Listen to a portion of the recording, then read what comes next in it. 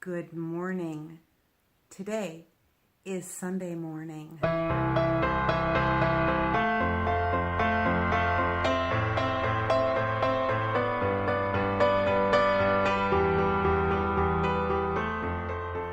And today I am home while my husband went to church.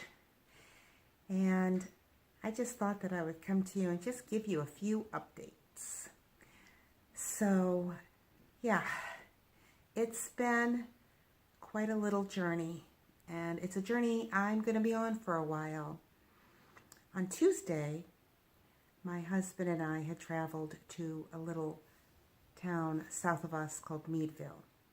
And it's like halfway between here where we live and where our church is in Sandy Lake. And they happen to have a Bible bookstore. There isn't a Bible bookstore in Erie, Pennsylvania. Yeah, there isn't a Bible bookstore in any of Erie County. So anyways, we decided that we were going to go there and look around because I was still looking for that perfect Bible. And so we went there, and I happened to find one, and I was so excited, and they had to order it for me, but that's fine because they had one of a different version that was exactly the same thing. So that was good because, see, I can still feel the pages, see the font, and yeah, all that good stuff. I was very excited. Anyways, so when we left there, we thought, you know what? We should go out and have some dinner. And we decided that we were going to go, and I'm not going to name the name of the restaurant because I just don't think that that's quite fair.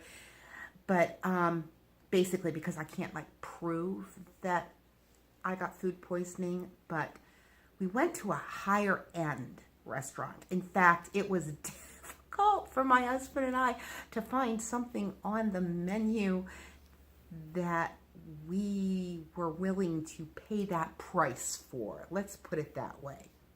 Anyways, what I ordered was some chicken tenders. And yeah, I thought they were really good. And apparently, thank God, I only ate 2 of the 4 because they were huge that they had, put on my plate. But that evening, I kind of felt not myself. By that next day, oh my goodness, by Wednesday morning, it just gradually, the pain in my abdomen and the cramping and just horrible double over type of cramping begun. And yeah, then the whole thing of food poisoning just became full bloom, and it was miserable. Which, even with all that, I was able to still put out that video to you folks and say, not feeling well, and I found an old devotion that I could put on there, and by 6 p.m. I really was feeling a lot better. The problem was that within about 2 hours after that, I started to feel worse. And I mean, the pain returned to me with such a velocity that it was worse than what it had been previously.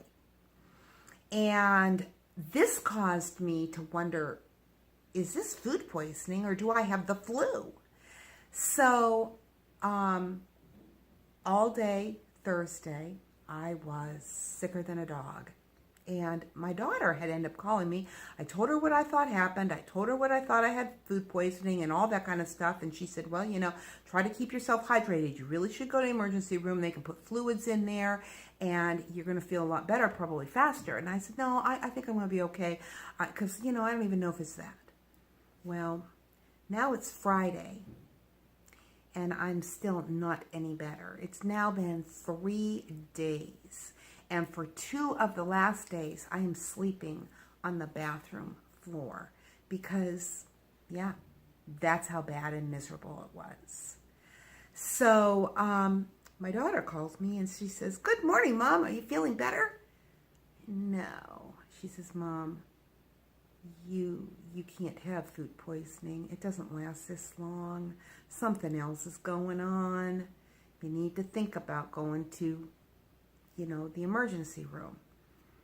So I thought about it and I ended up texting her back and she ended up coming, and she came because Rick happened to have a physical therapy appointment for his leg.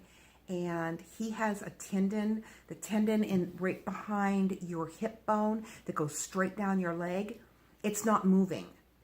And they're assuming that it's because when he fell, he must have really came down on that hip and broke his leg. But then because he was immobilized, the tendon froze. So he really, because he's in a lot of pain trying to walk now because that tendon isn't moving. So I needed him to go because we both can't be down. And so she came, God bless her soul, and she's so sweet. And she just had to get the kids off to school first. And then she came and she took me. And yeah, they immediately said, oh, honey, you don't have food poisoning, at least not now. I'm thinking, oh, what is wrong with me? And they did a CAT scan with putting like fluid through you so they could see it and a few other things. And it came back that, yeah, I have colitis and that it was probably most likely brought on by food poisoning, or it could even be brought on and aggravated through a virus. So yeah, that is the story going on here. And it has been a mess. And it has been extremely painful. The only thing I have been able to eat is applesauce and saltines and a scrambled egg. So yeah, please pray for me. It has been long. It's painful. The nights are the worst. But anyways, I wanted to, because everything is exhausting. Getting up and walking to the kitchen to get a glass of water is totally exhausting. So I have this little book here, and it is called Everyday Grace. And it's a devotional. And it's kind of one of my go-to devotionals when I just need a little pick-me-up or something to just lift my heart or my spirits when I just need something more than I'm able to glean myself. I need other people to help me out. And this is what I wanted to read to you because it's called Victory is in Sight. And it says, with God, we will gain the victory. And it's based on Psalm 60, verse 12. It says, you are victorious. God reminds you of this truth through Scripture as well as through His Spirit as you pray. His whisper confirms in your heart, but victory isn't all fireworks, parades, and cheers from an appreciative crowd. It's about overcoming. Unfortunately, that means it requires some obstacle to overcome. It may be hard to see your life as victorious in face of failure, disappointment, conflict, or sickness. But every war that's ever been fought was won through a series of battles. Not every individual battle will be victorious. What matters is how it turns out in the end. Is a major conflict raging in your life? Well, yeah, there is. And they said perhaps a rebellious child, an illness, a loss of a job, a betrayal by someone you love, the death of a loved one. Whatever your struggle, both you and God are on that battlefield. Even if victory doesn't seem close at hand, God is. Your fight is also His. Be strategic and courageous in pursuing the right course. Don't let discouragement tempt you to give up.